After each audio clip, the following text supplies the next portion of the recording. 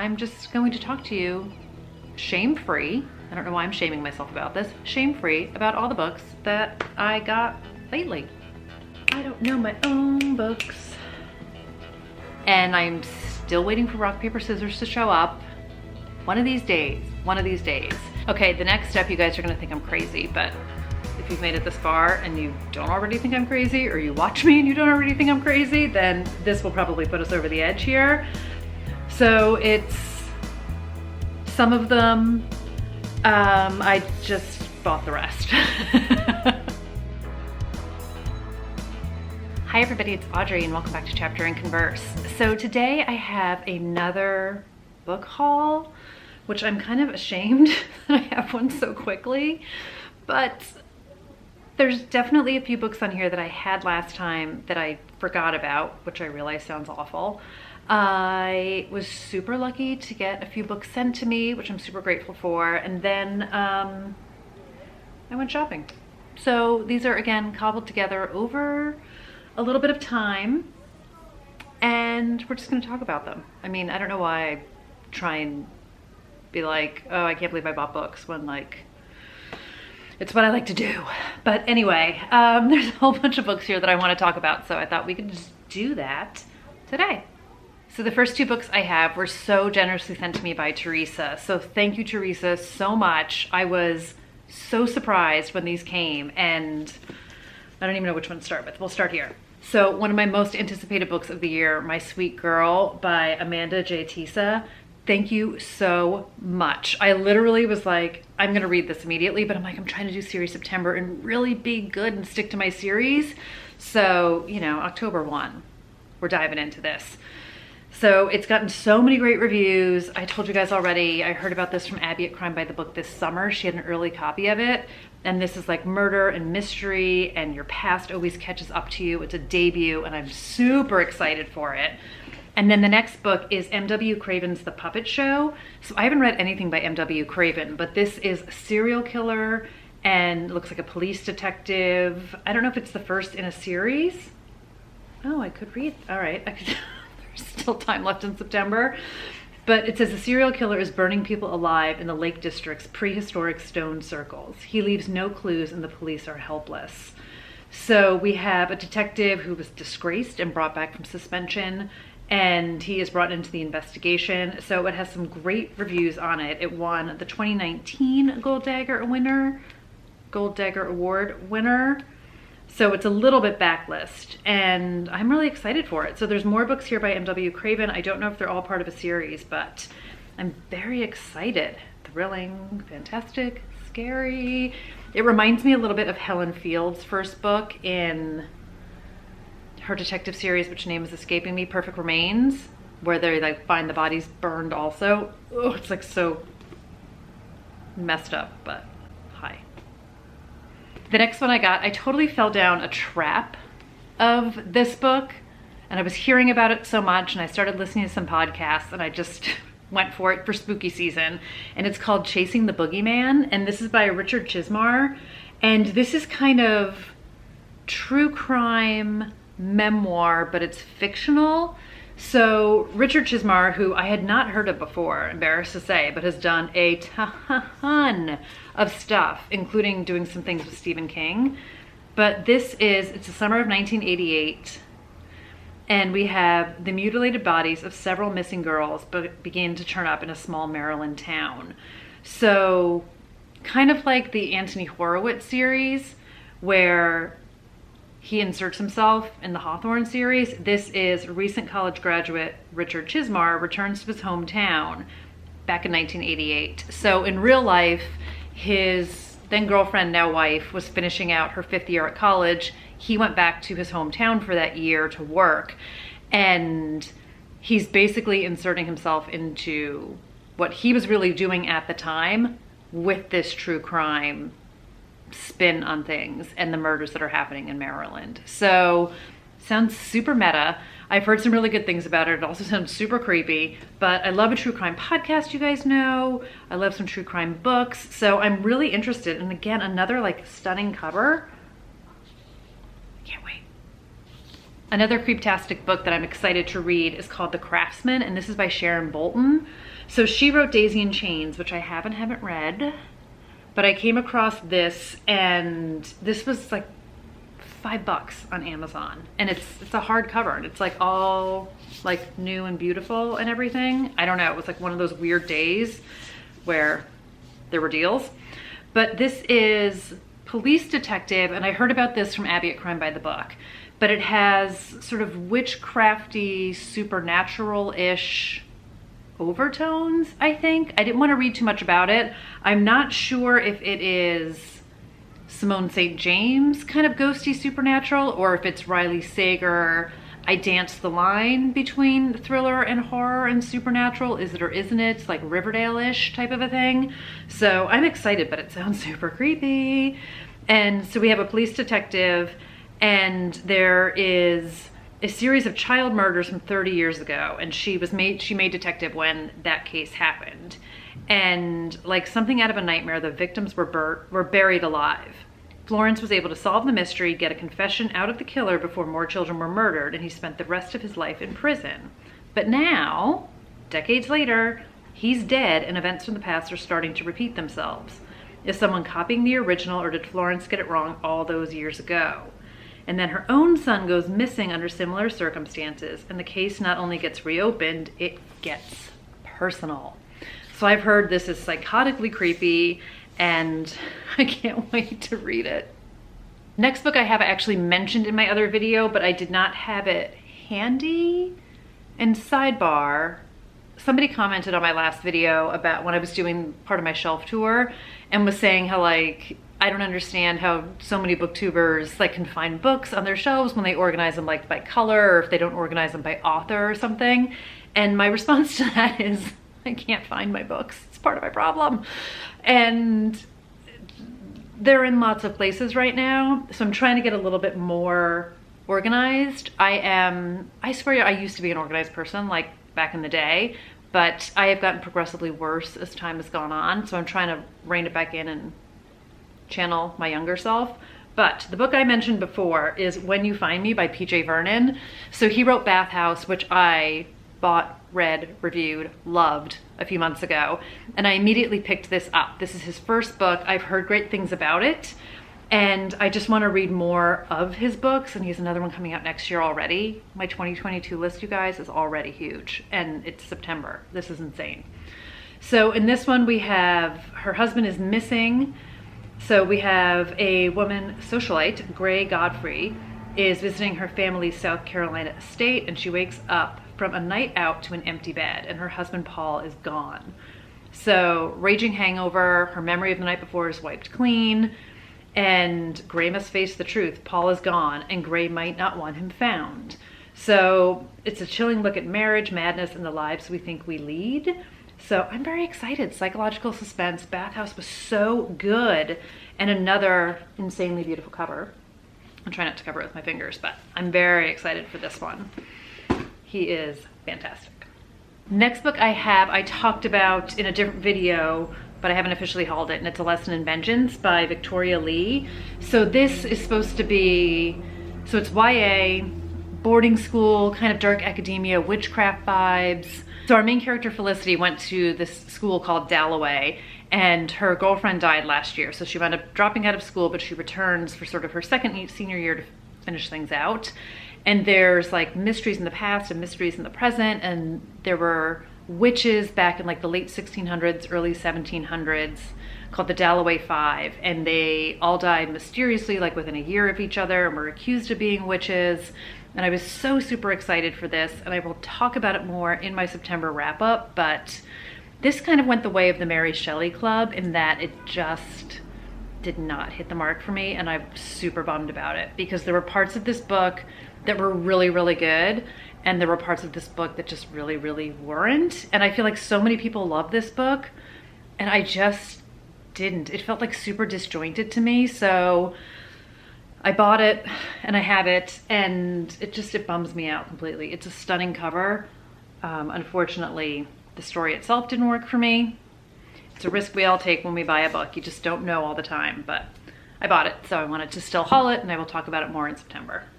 And another book I talked about in my other video that I did not quite have handy is The Plot by Jean Hannah Korelitz. So I talked about this when I talked about David Bell's Kill All Your Darlings, and they both have a very similar premise, but they both came out like within weeks of each other. So the universe works in weird places. I feel like this is Elizabeth Gilbert's big magic at work here, where ideas pop around a lot. So in this book, we have a professor named Jacob Bonner, and he was once a promising young novelist, and now he's a teaching at a third-rate MFA program and struggling to maintain what's left of his self-respect. So he has a student who thinks he's like the best thing ever, and his book's the best thing ever, and he doesn't need any help from Jacob. But then I guess a couple years later, he finds out that that student is dead, and I think he steals his manuscript. And I don't know what happens from there. So I'm excited to read this. And then, like I said, I will talk about both books kind of in conjunction. So similar premise, but then I think they deviate from there. But I'm excited for this one. I really am. And I'm looking forward to getting into it. The next book is probably going to seem moderately random for me, but when Taylor Jenkins Reid tells me to read something, I was like, okay. So I got The Song of Achilles by Madeline Miller. So she also wrote Circe, which I haven't read, but I was like, maybe I should read Circe. But I was like, maybe I should read this before I buy another book. But there's something about this where I feel like maybe this could appeal to me. I feel like because I read lore and it was like getting back into like Greek gods and goddesses kind of a thing, that I was like, this will totally be great for me. So this says, a tale of gods and goddesses, kings and queens, immortal fame, and the human heart. I don't even wholly know what this is about, you guys. Again, I'm just like, she loved it, it must be great. And I've heard great things about it, and I know a lot of people that I watch have loved this book and have loved Circe also. So I thought, like, let me try something a little bit different. So I picked it up, and I'm gonna read it, and we'll see what happens. But let me know. I know I'm very late to the game on this one too. This one's been around for a while, but I don't know. I couldn't resist. Yeah, 2012, a while. We're going on 10 years there. But I'm excited for it. And then another book that was 1000%, and Abby made me do it. I actually had ordered this from Book Depository, so it was late in getting here. Not late, but like distance, like it always takes longer. So I got The Girl Who Died by Ragnar Johansson. I'm probably saying that wrong. So this is like a super small town, and it says, welcome to Scholar, population 10 and falling. So this is supposed to be super duper creepy, and I'm totally excited. So this is, a teacher is wanted at the edge of the world. So Una winds up going to this super small town, and it says she quickly realizes nothing in city life has prepared her for this. The villagers are unfriendly, the weather is bleak, and from the creaky attic bedroom of the old house where she's living, she's convinced she hears the ghostly sounds of singing. Una worries she's losing her mind. And then, just before midwinter, a young girl from the village is found dead, and Una fears that one of the villagers has blood on their hands. So she winds up taking this job to be a teacher for 2 young girls in this town, and it's literally a population of 10. There's 10 people in the town, and they find one of them murdered. I mean, hi. Like, obviously one of them did it, so I'm really interested. I have not read anything by him yet, but I know Abby just raves about him tremendously, and I'm excited to, not like out of my zone, but a little bit out of my zone. So thriller, mystery, dark twistedness, but I don't typically read Nordic noir, so I'm trying to, like, again, expand a little bit. Next up is a book that I just talked about in a video that I did about having dark and messed up friends, and it's Black Chalk by Christopher Yates. So this, apparently, I was like the last person on the planet to know that this existed, because I even said in that video, I was like, oh, I don't hear anybody talk about this, but apparently if you love The Secret History and If We Were Villains, this is like dark academia and has very similar vibes. And I was looking for books like that when I was reading In My Dreams I Hold a Knife. And no joke, you guys, like 2 days later, I was watching some BookTube, and I was catching up, and I was watching one of Chelsea Palmer's haul videos from like 3 weeks ago or something, and she was like, so I got Black Chalk and I've always wanted to read this. And I was like, there it is, the universe. So this is 1 game, 6 students, 5 survivors. So they went to Oxford, and It's 6 students play an elaborate game of dares and consequences with tragic results. So it's 14 years later and the remaining players must meet again for the final round. So it definitely sounds like one of them died, and I don't know if, like, if we were villains, this is not a spoiler, this is the premise, like one of the people in the group was accused of it and went to jail and gets out and we kind of find out years later what happened, or what. I don't totally know, but after I was watching Chelsea talk about it too, and I was like, oof, this has October written all over it too. The next book I have is another first time for me with this author, and it's The Nesting by C.J. Cook. So this also came up in kind of a creepy, gothic, isn't it ghosty? I'm not quite sure. Research rabbit hole deep dive that I went down. But this is about an architect named Tom Faraday, and he's determined to finish the high concept environmentally friendly home he's building in Norway. And it's the same place where he lost his wife, Ariella, to suicide. It was their dream house and he wants to honor her with it. So already kind of sounds a little turn of the key to me with the architects and building the perfect house. And then we have a girl named Lexi, and she takes the job as his nanny and immediately falls in love with his 2 young daughters, but there's something kind of weird about the house.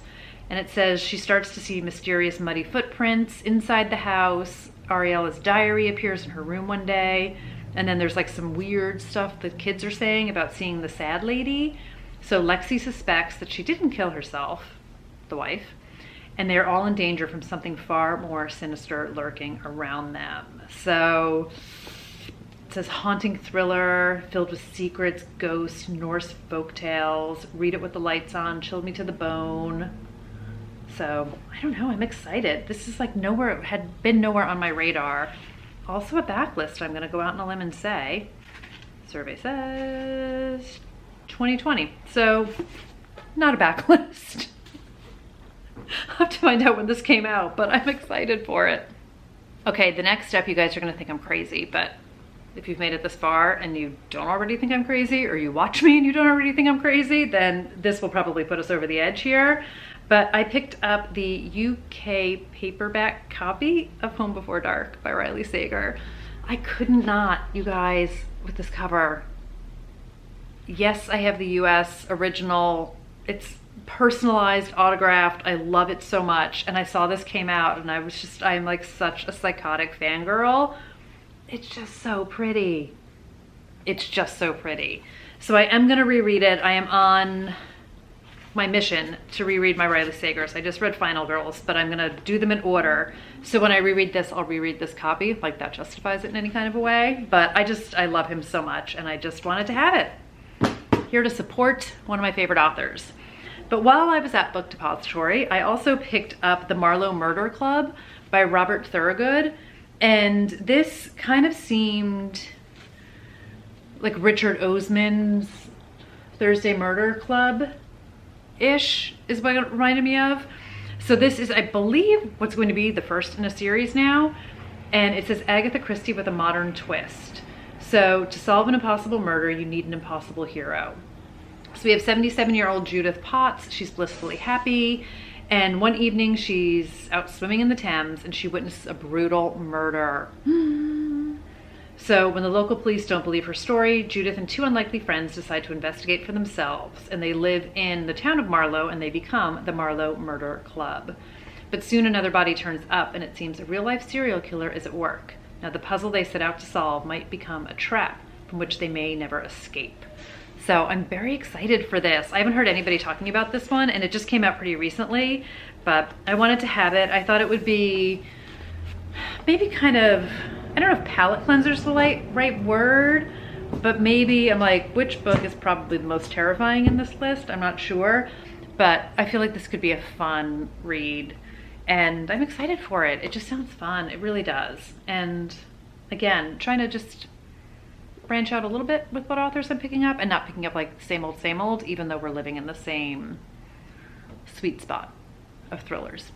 And then the last book I have is another of my most anticipated 2021 books. And my dear, sweet, fabulous friend Lindsay from Lindsay's Little Library found it for me in this Facebook group that she is a part of where people sell their books. And it's The Damage by Caitlin Warrer. And I am so excited for this book, you guys. This is a debut, and it is, the cover. How many books can I read in October? This is also such a fall book. I wanted it for the cover, man. I really did. The cover got me at the beginning, but then I read what the book was about and I was like, yep, I'm into this too.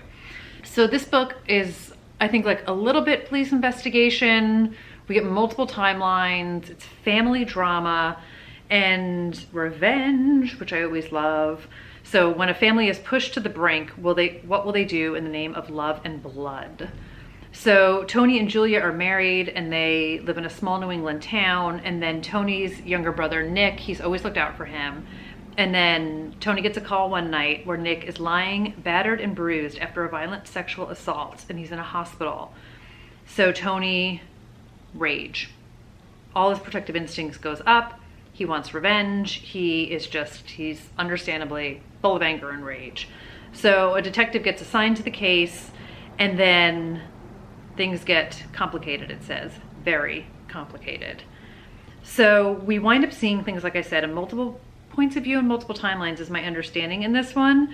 And it says, Julia tries to help her brother-in-law. She sees Tony's desire for revenge, to fix things for Nick, getting out of control. And Tony, her husband, is starting to scare her. And before long, she finds herself asking, does she really know what her husband is capable of, or of what she herself is? It just sounds so good. I can't wait. I absolutely can't wait. So that's going to do it for today's book haul, and there will definitely be some books kind of trickling in next month. I have a few pre-orders, which is why I know there's a few books trickling in next month.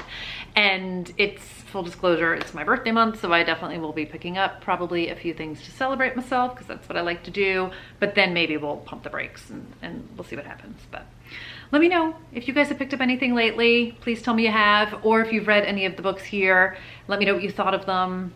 If you think something in particular, like I'm just like, I really feel like I want to read this during spooky season. Like now I'm just so conflicted about what I want to read, but let me know any thoughts, all that good stuff. Thank you so much for hanging out today and spending some time here, and I will see you guys really soon in another video. Take care, guys.